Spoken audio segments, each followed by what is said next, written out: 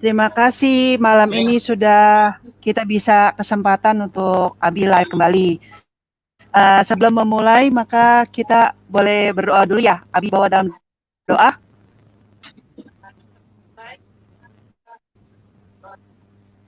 Ya. Bapak di Tuhan surga, Yesus, terima kasih kami memulai live streaming ini. Tuntun kami, bahkan tuntun hamba-Mu Pak Bani untuk bercerita dan bersaksi tentang Engkau yang ajaib dan luar biasa, Engkau yang telah memanggilnya, karena bukan Bani yang memilih, tetapi Engkau yang memilihnya untuk menjadi pengikut-Mu yang setia. Haleluya, amin. amin. Terima Ya. kasih Abi dan Pak Bani. Ya. Untuk memulainya, saya silakan Abi dan Pak Bani untuk membawa live ini. Silakan Abi. Oke. Selamat malam saudara-saudara Murtadin di seluruh Indonesia. Saya di sebelah kanan ini ada seorang yang dulu dari sana dan sekarang dia goncang dengan sendirinya karena banyak sekali musik dan kendang di seluruh dunia ini, sehingga dia menari dan berjoget sendiri dan akhirnya dia kelelahan sendiri menari-nari dan mencari sumber tari-tarian itu, sumber musik alam yang luar biasa. Dia ini tentu saja saya perkenalkan Pak Bani. Selamat malam. Malam Abi, salam semuanya yang menonton. Coba cerita kok bisa-bisa jadi orang Kristen gitu. Okay. Bagaimana ceritanya? Saya rasa hampir semua rata-rata tidak pernah, apalagi dari Islam ya, tidak pernah ada satupun yang punya cita-cita untuk merubah keyakinan ataupun agama. Ya. Cuman terus terang saja, di sini saya tuh sebenarnya adalah pergumulan. Pergumulan artinya bagi saya kebenaran tuh harus bisa dibuktikan. Agama itu harus dibuktikan dengan satu kebenaran. Gimana caranya membuktikan kebenaran? Ya kita harus mencari. Bukan berarti kita dalam satu tempat terus yakin bahwa oh ini udah benar. Juga kita harus cari juga. Seperti itu. Kebenaran itu ada di mana? Seperti itu. Dan tentu saja bagaimana pelaksanaan dari agama yang kita anut itu, apakah sudah sampai kepada ajaran yang benar atau tidak, kan begitu ya? Nah, betul seperti itu. Karena gitu Abi, benar-benar itu jadi dilematis. Artinya selama saya hidup dilahirkan menjadi muslim, meskipun secara terus terang saya bukan muslim yang 100% taat seperti itu, bukan. Saya ya boleh dibilang kalau kasarannya muslim KTP lah kasarnya. Seperti itu. Tapi tetap pada satu titik tertentu saya ingin hidup yang benar. Artinya benar, di mana itu kebenaran itu saya yakinkan, di situ baru saya akan total di situ gitu. Iya. Nah, kebetulan selama ini juga saya sering lihat-lihat orang kesaksian, tapi memang kemarin ini mungkin karena belum dijamah Roh Kudus, jadi masih belum terpengaruh seperti itu. Hingga pada satu saat ini kok saya juga sering bertanya, tidak ada agama yang mengajarkan kebencian, tidak ada agama yang mengajarkan pemusuhan ataupun kerusakan. Nah, belakangan ini kita tahu kan di tanah air kita sendiri itu banyak lah, artinya kalau orang bilang tuh kadrun lah, gerakan Islam yang kayak FPI lah, HTI dan sebagainya. Dan itu terus terang membuat saya sangat bertanya-tanya, apa iya sih kok agama diwujudkan dalam bentuk seperti itu? Meskipun banyak orang yang berbilang, oh itu salah penafsiran, itu mereka bukan Islam dan lain-lain. Tapi itu kan baru katanya. Untuk membuktikan katanya itu benar atau enggak, ya saya gali-gali sendiri. Gitu. Seperti itu. Berapa lama itu mulai goncang seperti itu? Berapa lama akhirnya? Ini salah satu jemaat Murtadin yang saya baptis. Ya. Bulan apa lupa? Juni. Juni. Sudah Oh ya, sudah setengah tahun ya, Setengah tahun. Ini akhir. dunia akhir. Saya Oke, ganti. berapa lama? Mungkin hampir 6 bulanan seperti itulah saya goncang. Goncang, tapi terus terang aja, yaitu akibat dari ulah-ulah sebagian Muslim juga yang menunjukkan wajah yang beringas, wajah yang radikal. Dia pikir dengan begitu kita harus beragama seperti itu. Itu salah banget. Justru kita akan makin berpikir agama kok seperti ini tampilannya. Seperti ini. Kita harus cari kebenaran yang benar gitu. Akhirnya ya saya coba cari-carilah. Akhirnya saya kaget juga gitu. Oh seperti ini, seperti itu ya. Tentunya saya adalah referensi-referensinya. Terus kemudian saya juga pelajarin siapakah Isa Al-Masih dalam Al-Quran tersebut. Dan terus terang aja, selain karena ulah penampilan Pak Kema FPI yang kebetulan sekarang juga ada dilarang itu, sehingga kita justru makin bertanya kan. Dan juga sesungguhnya kalau kita mau gali dalam Al-Quran itu jelas ditunjukkan bahwa siapakah Isa Al-Masih tersebut. Di Al-Quran itu jelas. Iya. Itu Abi. Mungkin juga pasti tahu beberapa ayat-ayat dalam Quran yang menunjukkan bahwa siapakah Isa Al-Masih. Itu. Terus bagaimana jalan sehingga kok bisa minta dibaptis lewat saya dulu? Oh, ya itu jadi ceritanya gini. Setelah saya bikin resume catatan beberapa ayat-ayat yang jujur aja itu bertentangan banyak ayat yang mengandung kekerasan atau menyebar kebencian. Itu saya cross check semua. Terus kemudian saya terus terang pelajari Islam hingga suatu saat saya lihat channelnya Abi ya. Nah di situ kebetulan Abi ini juga punya dasar Islam yang kuat seperti itu. Nah saya pun juga mesti diskusi juga lah tentunya tentang segala sesuatu. Akhirnya saya coba cari. Kebetulan saya punya teman yang pernah mengunjungi Abi ke penjara waktu itu. Nah bersama teman itulah saya dikasih infonya ke alamat rumah Abi di sini. Dari sinilah kemudian saya minta dibaptis. Iya, saudara-saudara, memang dari pengaruh channel ini banyak saudara Muslim akhirnya pindah keyakinan, pindah kepercayaan, dan selalu kita bilang itu adalah murtad. Ya. Murtadin itulah yang orang-orang yang murtad inilah yang kita sebut sebagai jemaat murtad, jemaat murtadin Indonesia. Perjalanan hidup seseorang itu memang luar biasa. Bagaimana tanggapan keluarga setelah itu? Untungnya sih ya keluarga saya sih sebenarnya termasuk yang keluarga yang moderat. Gitu. Bukannya kata gimana pun sebenarnya sesungguhnya masalah agama kan masalah tanggung jawab hidup seseorang kepada Tuhan ya. Itu aja. Jadi kita juga nggak bisa memaksa orang lain seperti itu. Karena itu dasarnya kan iman. Iman kan nggak mungkin kita paksakan. Kecuali saya nggak ngerti ya kalau ada satu ajaran mengajarkan iman ditumbuhkan karena rasa ancaman atau ketakutan. Bagi saya itu iman yang tumbuh seperti itu bukan iman yang murni. Iman yang murni adalah iman yang timbul karena rasa sukacita, rasa kasih kurnia, dan rasa damai. Itu iman yang akan timbul dengan sendiri. Bukan iman yang timbul karena di bawah ancaman, ketakutan, intimidasi, dan lain sebagainya. Jadi keluarga enggak masalah apa-apa? Saya rasa. Oh gitu. Harusnya enggak. Kan tipe-tipe seperti itu. Nah setelah masuk Kristen ini, ada nggak dari keluarga jauh? Tadi keluarga dekat mungkin nggak apa-apa. Tapi keluarga jauh bagaimana? Jujur aja karena masih baru bulan 6 bulan sih masih belum banyak yang tahu juga. Oh, enak juga dong. Masih. Lagi nyaman-nyamannya.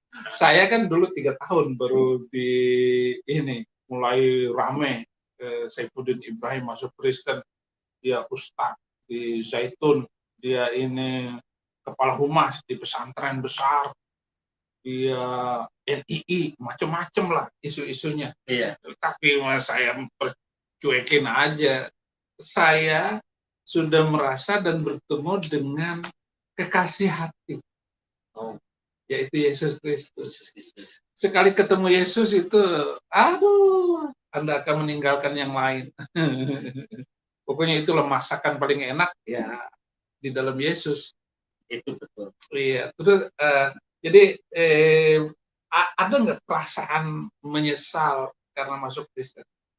Enggak, jujurnya tidak ada sama sekali. Justru ada rasa yang berbeda. Seperti apa? You will set free gitu. Di mana kamu ketemu kebenaran, maka di situ kamu akan dibebaskan. Rasa bebas seperti itu jauh banget. Rasa bebas dari arti bebas di sini tentu macam-macam artinya. Bebas dari rasa ketakutan, dibebaskan dari rasa was-was, seperti itu. Karena begitu kita sudah ikut ajaran Yesus Kristus, itu kita sangat rasakan kok di hati. Ada perasaan bahwa saya sepertinya dosa saya sudah dihilangkan? Ada, saya sudah kosong. Ada. Contohnya saya jujur aja baru sekali ini saya kalau ikut, jangankan ikut ibadah sebut nama Yesus, kadang-kadang suka nggak tahan, suka pengen nangis. Itu terserang. Kalau saya kasih kesaksian dalam satu ibadah-ibadah kecil seperti itu, persekutuan lah ya. Jujur aja ada 1-2 pendeta minta saya itu, nah itu saya pasti nangis. Nggak tahu kenapa. Itu pasti. Dulu waktu dibaptis berapa orang? 9 ya. 9 orang ya? Iya, 9.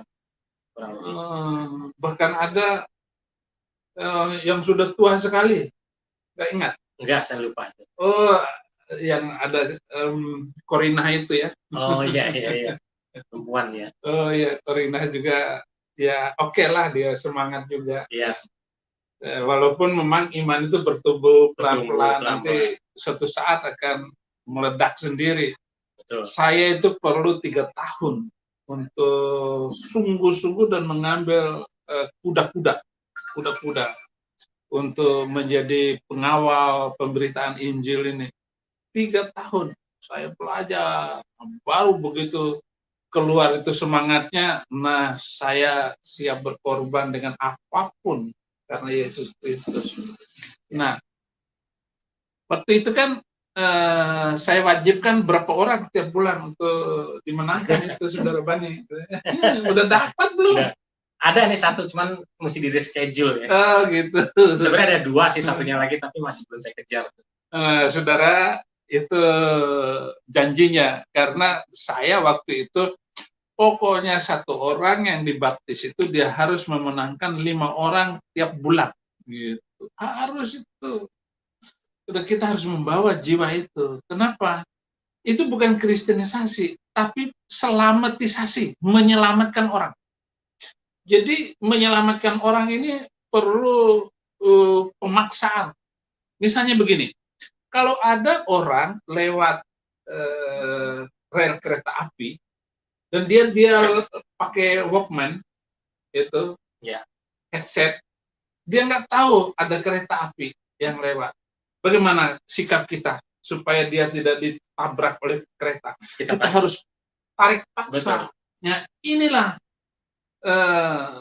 Jadi karena Anda itu dipaksa oleh FPI atau bagaimana itu ceritanya? Coba. Iya, dipaksa oleh FPI sehingga saya gabung dengan FPI sekarang. Tapi kok gabung dengan FPI? FPI apa lagi? Front Pembela Injil lah. Oh, gitu. haleluya. Gua terkecil. Dia dibohongin juga ini sama anggota FPI. Ya dulu FPI, sekarang juga FPI gitu. Front Pembela Injil. Iya, sekarang sudah berbeda, membela Injil.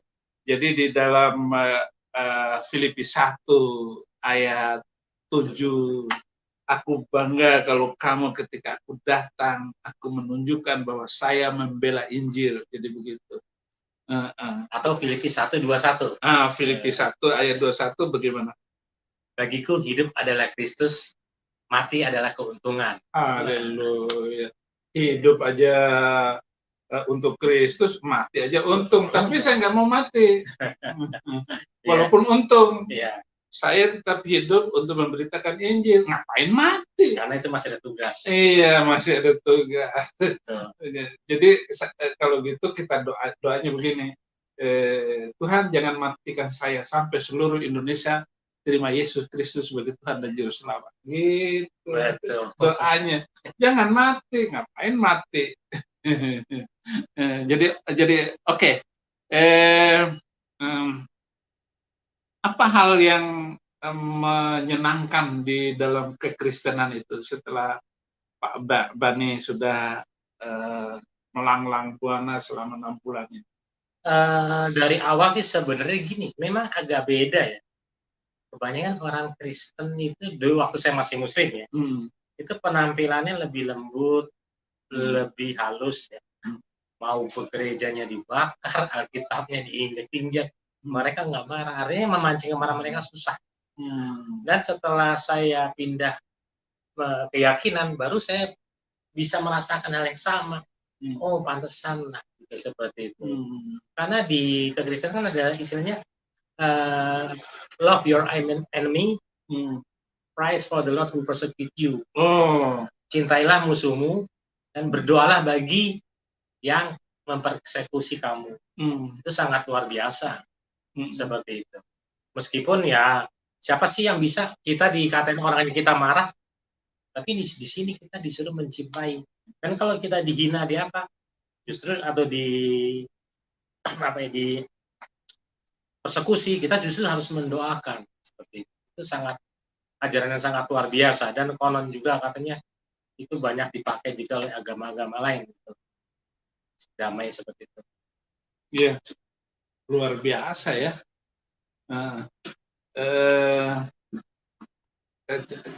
Apalagi yang ini orang yang mau diinjilin itu bagaimana? Mungkin minggu depan baru bisa. Minggu depan ya. Baru minggu depan. Iya. Seperti itu. Nah, ini mungkin saya juga mau juga sampaikan sedikit satu kutipan dari Quran nih. Siapakah Isa Al-Masih itu? Ini ada di Al-Maidah ayat 45. Ini panggilannya ada beberapa kata yang disebutkan. Namanya Isa Al-Masih putra Maryam, seorang terkemuka di dunia dan di akhirat. Di akhirat. Saya mau tanya ke Abi, terkemuka di dunia banyak nggak? Banyak. Iya, banyak kan? Iya.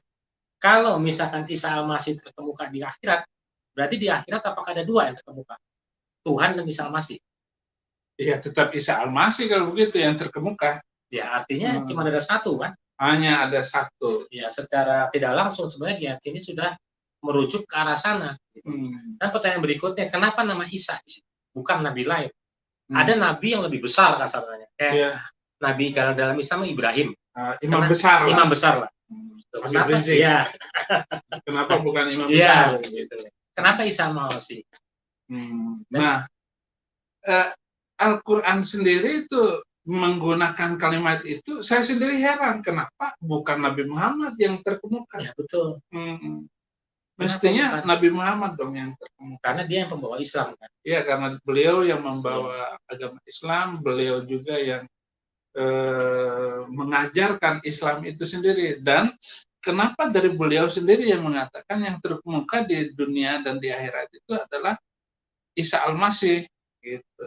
Nah, terus ini ada juga nih, saya baca nih, surat Maryam ayat 34. Itulah Isa putra Maryam yang mengatakan perkataan yang benar, yang mereka berbantah-bantah tentang kebenarannya. Artinya di sini bahwa bila ada berbantah-bantah tentang kebenaran, Isa Al-Masih lah yang perkataan yang benar. Artinya Isa Al-Masih adalah sumber kebenaran. Ini menurut surat Maryam ayat 34. Quran sendiri bicara seperti itu. Dia tidak bicara nabi yang lain. Di sini justru Isa Al-Masih mengatakan perkataan yang benar. Seperti itu. Terus ada juga, nah ini banyak orang yang nyangka kalau Allah kok bisa menjadi manusia kan? Banyak yang menyangkal, tapi sesungguhnya di Quran Maryam ayat 17 juga disebutkan bahwa maka ia mengadakan tabir yang beningnya dari mereka. Lalu kami mengutus roh kami kepadanya. Maka ia menjelma di hadapannya dalam bentuk manusia yang sempurna. Jadi Isa Al-Masih adalah roh Allah yang menjelma menjadi manusia. Banyak orang Islam menyangkal surat itu kan. Seperti itu. Ya karena nggak diajarin sama Pak Kiainya. Betul. Coba kalau diajarin masuk Kristen semua. Iya sih. Ya saya sih nggak ikut-ikut nafsirin Walaupun dulu ya saya pura-pura budak dulu. Saya sebagai guru Al-Quran, itu saya baca ayat itu pura-pura tuli. Karena kalau saya baca dan ajarkan kepada murid-murid saya, ya masuk Kristen semua seperti saya. Makanya ayat itu harus disembunyikan. Jadi begitu Pak Bani. Gitu. Nah, ini saya juga kembali. Pada saat seorang Islam ingin mempindah keyakinan, nggak mudah seperti itu aja. Tapi juga kita perlu bukti, minta petunjuk lah. Saya minta petunjuk, saya buka Injil, saya buka Al-Quran. Mana yang kasih petunjuk? Berapa hari tidak dikasih petunjuk? Gitu. Sehingga pada suatu saat saya buka Injil, kebetulan halaman 27 Perjanjian Baru, saya buka kok langsung ke 30. 28, 29 yang enggak ada. Itu Injil sampai mau robek. Saya kalau biasa kalau buku baru kan suka leket ya. Saya gini-giniin. Enggak ada juga. Langsung ke 30. Saya telepon sama yang ngasih kan. Ya kaget juga. Ini halaman 28, 29 yang enggak ada, langsung ke 30. Oh, oke deh, besok saya ganti kata gitu. Mungkin aja itu cacat produksi kan bisa aja. Selesai itu, saya udah pasrah, udahlah baca langsung 30. 27 saya buka, serak langsung 28, ada halaman 28-nya. Jadi rupanya disitulah petunjuk yang dikasih. Seperti saya nggak mengada-ngada seperti itu. Itu benar. Karena nggak mungkin juga main pindah agama kalau kita tidak mendapat petunjuk dari yang di atas. Itu pasti. Karena Tuhan sendiri yang memberi petunjuk inilah. Ayat apa itu yang dibaca? Matius kalau salah. Seperti itu, Perjanjian Baru. Yang terkemuka di kerajaan surga. Pasti situ. Yesus Kristus namanya. Iya, betul. Akulah jalan, kebenaran, dan hidup. Tidak ada seorang pun yang datang kepada Bapa kecuali lewat aku, kata Yesus Kristus. Aku di situ ya Yesus Kristus. Iya, kita sebagai penyambung lidah Yesus, ya aku itulah Bani, Saifuddin Ibrahim, ya Pak Dania. Dia mengakukan diri di dalam Yesus Kristus sehingga orang itu bisa terselamatkan, tertolong. Jadi akulah jalan, kebenaran, dan hidup. Tidak ada seorang pun yang datang kepada Bapa kecuali lewat aku. Kenapa? Aku. Karena di dalam Pak Bani ada Yesus, di dalam Yesus ada Pak Bani. Kita sudah menjadi satu roh. Gitu. Jadi luar biasa loh Injil dan ajaran Yesus itu. Jadi kalau saya lagi baca ayat itu, siapa ini aku di sini? Ya saya. Siapa? Ya Yesus Kristus yang ada di dalam saya yang mengajak saudara. Terus dia bilang, sudah banyak nggak yang ikut Yesus Kristus? Ya tinggal kamu yang belum. Pesan saya cuma satu. Iya. Kalau sudah meninggal, terus kita ternyata salah bertuhan, sudah pasti kita akan telat lagi. Iya, nggak bisa begitu lagi. Iya, makanya mumpung masih hidup, saran saya, carilah kebenaran sesungguhnya. Iya. Murtadlah dari satu kegelapan menuju satu kebenaran. Kita hidup itu mencari kebenaran kok, bukan mencari agama. Agama itu kasarnya hanya kendaraan lah ya. Tools. Alat untuk sampai gitu. Ya. Nah, kalau kendaraannya sopirnya mabok, ya mabok jatuh ke laut. Ini yang bahaya. Oleh karena itu, sopir itu harus benar. Dan sopir yang tahu jalan ke surga hanya Yesus karena dia datang dari surga. Betul. Ada kan di Alkitab yang saya lupa tuh ayatnya bilang, dia sendiri ngomong kamu dari bawah, dari dunia ini, saya bukan dari dunia ini, saya dari atas. Ada, kan saya cuma lupa tuh ayatnya. Iya, di Yohanes itu ya. Dicari. Loh, pembaca kita, penonton kita sudah, lu mah baru 6 bulan, nggak usah lah ikut-ikutan. Sudah hafal Alkitab belum? Belum lah. Saya sudah hafal Alkitab, itu hafal. Jadi mana bisa orang orang Kristen hafal Alkitab. Masuk Kristen bukan hafal Alkitab. Alkitab itu dibaca supaya kita tahu cara Tuhan, jalan Tuhan, cita-cita Tuhan, maksud Tuhan itu apa, maunya Tuhan untuk kita itu apa. Ya supaya Iya, kita betul. memberitakan Injil, bukan menghafalnya. Apa gunanya lu hafal? Iya. Nggak ngerti maksud dan tujuan Tuhan. Artinya gini ya, Bi, kita Hmm. harus hidup menjadi kehendak Tuhan. Iya. Seperti itu. Bukan kehendak kita. Iya. Atau bahkan jangan kehendak Nabi. Bukan. Mau Nabi siapapun. Karena jadilah kita untuk menjadi kehendak Tuhan. Itu yang Tuhan kehendaki kepada manusia sesungguhnya. Haleluya. Seperti itu. Jadi saudara-saudara, enak juga, asik juga ngobrol dengan Murtadin baru ini. ini termasuk coba KTP-nya. Oh iya. Ada nggak KTP? Jangan-jangan banyak yang ngira settingan gitu kan? Ini. Pendeta Saifuddin Ibrahim ini. Oh ini dia. Bane Birowo. Oh, 1966. Saya kira orang PKI ya. 65 PKI. Nah ini agamanya Islam nih. Saudara-saudara bisa lihat nih, Islam itu agamanya. Gitu. Jangan bilang ini settingan. Gitu. Saya takut. Jangan-jangan ini orang nyusup begitu, nyusup ke Kristen. Padahal agamanya Kristen, gitu. Karena wajah dia sudah wajah Kristen kayaknya. Sebelum masuk Kristen sudah makan babi belum? Belum. Oh belum. Jangan kan babi bir aja nggak doyan. Oh haleluya. Ya walaupun sudah masuk Kristen ya nggak makan babi juga nggak apa-apa. Itu kan cuma masalah selera. Selera. Nggak minum ya, sebaiknya jangan minum minuman keras gitu.